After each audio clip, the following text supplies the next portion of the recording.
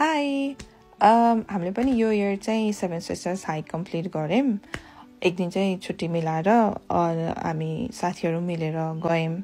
त्यता जानु अगाडि चाहिँ मैले गुगलमा ब्लगहरू पढेको थिएँ। त्यसमा चाहिँ सीफोर्ड साइडबाट गयो भने क्लिफको राम्रो भ्यू देख्छ भनेर, त्यसैले हामी चाहिँ सीफोर्ड साइडबाट जाँदै थियौँ। सीफोर्ड जानको लागि चाहिँ हामी लन्डन भिक्टोरिया स्टेसन पुग्नुपर्ने थियो। हाम्रो सीफोर्डको ट्रेन त्यहाँबाट थियो, प्लस हाम्रो अर्को साथीलाई पनि हामीले त्यहीँ भेट्नुपर्ने थियो होइन। अनि त्यसैले हामी लन्डन भिक्टोरिया स्टेसन पुग्यौँ।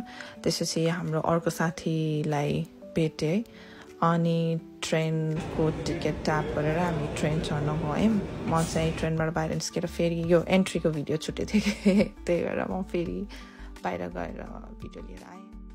मैले घरबाट अलिकति खाजा बनाएर लगेको थिएँ, जुन हामी चाहिँ ट्रेनमा बसेर खायौँ। त्यसपछि हामी ट्रेनमा चढेर सरर सीफोर्डकोतिर लाग्यौँ। ट्रेनबाट सी देखिँदो रहेछ। सीफोर्ड पुग्न लाग्दाखेरि त्यो देखेर एकदम रमाइलो लागेर थियो हामीलाई। अनि त्यसपछि ट्रेन स्टेसन पुगिसकेपछि यो म्याप चाहिँ फ्रीमै राखिदिरहेको हुँदो रहेछ, लिएर जाऊ भनेर। म्याप त्यस्तो त चाहिँदैन, गुगल म्यापहरू हुन्छ, त्यही पनि राख्दा राम्रो।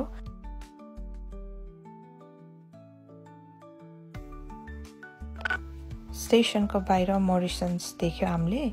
अनि त्यताबाट यो वाटरमेलन किनेको, हाइकको अगाडि अलिकति एनर्जीको लागि।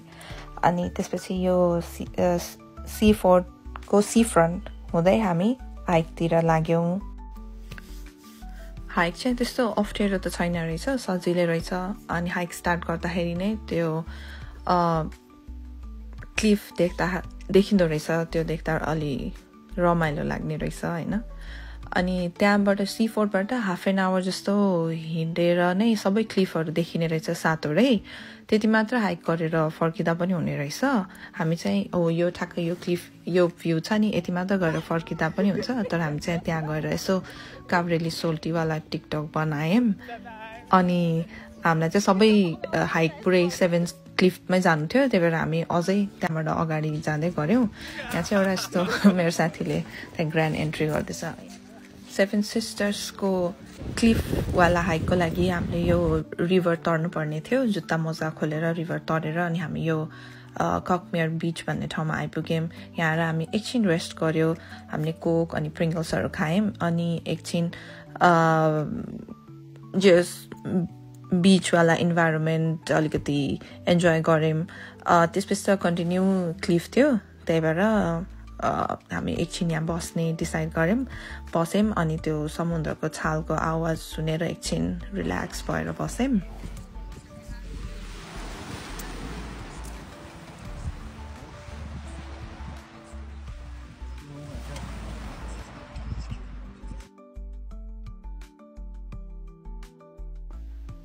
त्यसपछि हामीले हाम्रो हाइक स्टार्ट गऱ्यौँ। त्यसपछि हामी वान आफ्टर अनदर क्लिफहरू चढ्दै गयौँ। यसो चढ्ने हुँदै जाँदो रहेछ, रमाइलो भयो। यो चाहिँ एन्ड पोइन्टतिर छ।